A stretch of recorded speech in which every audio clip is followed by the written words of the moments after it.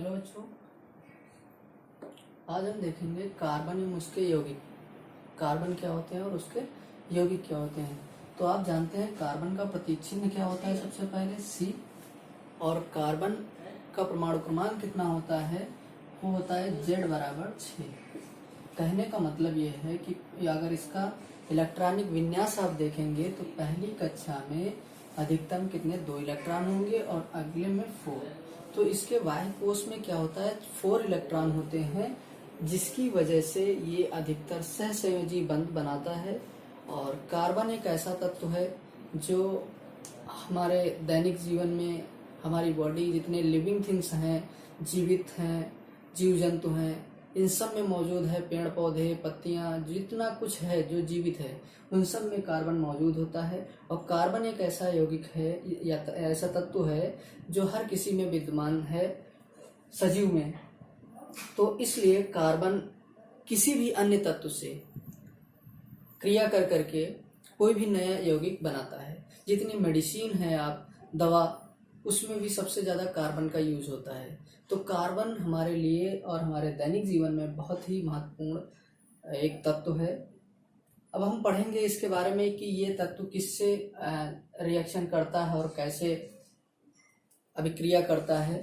तो हम इसमें बात करते हैं कि सबसे पहली बात, कार्बन मिलता कहाँ है। अभी हमने बताया कि हमारे जीवित प्राणियों में, जीव जंतु, मनुष्य या इन सब चीज़ों में जो है कार्बन मौजूद है। इसके अलावा बहुत कम प्रतिशत में भूपर्पटी मतलब जमीन के अंदर खनिज के रूप में, और कुछ प्रतिशत में कार्बन डाइऑक्साइड के रूप में वायुमंडल में भी कार्बन मौजूद है। तो हम समझ रहे होंगे कि समझ सकते हैं इस चीज़ को कि कार्बन हमारे लिए कैसे इम्पॉर्टेंट है, क्योंकि पेड़ पौधों को भी अपना भोजन बनाने के लिए कार्बन डाइऑक्साइड की आवश्यकता होती है। बिना कार्बन डाइऑक्साइड के पेड़ पौधे जब अपना भोजन नहीं बना पाएंगे, हम पेड़ पौधों पर निर्भर हैं तो पेड़ पौधे हम पे निर्भर हैं। इस तरीके से समझ लीजिए एक दूसरे से सब जुड़े हुए हैं, क्योंकि हम कार्बन डाइऑक्साइड जब छोड़ते हैं तो वो हमारे पेड़ पौधे ग्रहण करते हैं, और पेड़ पौधे जो ऑक्सीजन देते हैं वो हम ग्रहण करते हैं। तो इस तरीके से आप देखेंगे कि कार्बन किस तरीके से क्रिया करता है। तो सबसे पहली बात हम आपको बताएंगे,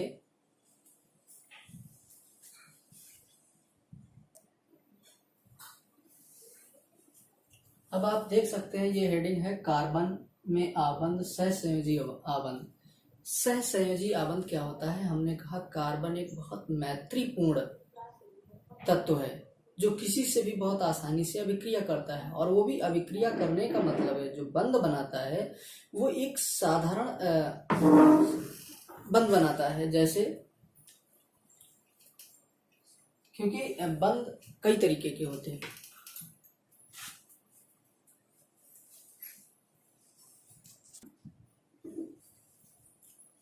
तो कार्बन कई तरीके से बंध बनाता है।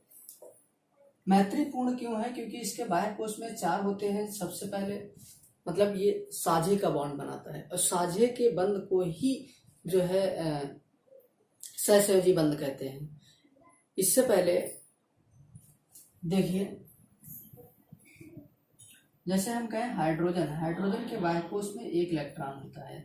तो हाइड्रोजन अगर 1 इलेक्ट्रॉन का ये साझा करेगा, और ये इलेक्ट्रॉन इससे, इस प्रकार साझे से बने हुए इलेक्ट्रॉन को ही सहसंयोजी बंध कहते हैं।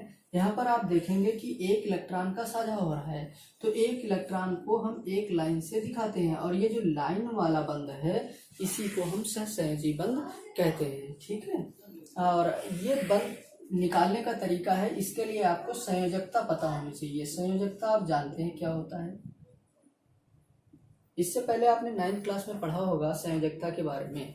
संयोजकता होता है कि किसी भी तत्व द्वारा लिए गए, दिए गए या साझा किए गए इलेक्ट्रॉनों की संख्या को ही संयोजकता कहते हैं। जैसा कि आप हम अगर मान लीजिए सोडियम की संयोजकता निकालनी है तो इसका परमाणु क्रमांक 11 है।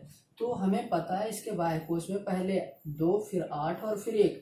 अब ये 1 इलेक्ट्रॉन जो इसके बाह्य कोश में है, ये अपने इलेक्ट्रॉन को या तो दे देगा या फिर 7 किसी से लेकर के 8 पूरे करेगा। तो 7 तो नहीं ले सकता है, इसलिए ये क्या करेगा, अपना 1 इलेक्ट्रॉन किसी को दे देगा। तो जब इलेक्ट्रॉन दे देगा तो इस पे क्या हो जाएगा, देखो Na जब एक इलेक्ट्रॉन दे देगा अगर ऐसे, तो Na पर एक प्लस चार्ज या प्लस एक इसकी संयोजकता हो जाएगी। जो इस इलेक्ट्रॉन को ग्रहण करेगा, जैसे क्लोरीन की बात करें तो Cl का परमाणु क्रमांक होता है 17, तो ये 2 और 8 और फिर 7। अब एक इलेक्ट्रॉन जब ये इससे ले लेगा तो क्लोरीन प्लस एक इलेक्ट्रॉन ये बनेगा Cl माइनस, तो आप देखेंगे ये इसकी -1 संयोजकता हो जाएगी। इस तरीके से हम संयोजकता निकालते हैं और इसी तरीके से इनके बॉन्ड बनाएंगे। तो हाइड्रोजन की बात करें, हाइड्रोजन का परमाणु क्रमांक 1 है, तो इसका मतलब ये एक का ही साझा करेगा। तो 2 हाइड्रोजन 1 और 1 मिल करके हमने कहा किसी भी अष्टक को पूरा होने के लिए या 2 इलेक्ट्रॉन या 8 या 18 या 32 इस तरीके के होने चाहिए। अगर ऐसा नहीं है तो वो तत्व स्थायी नहीं हो सकता है, मतलब स्टेबल नहीं हो पाएगा।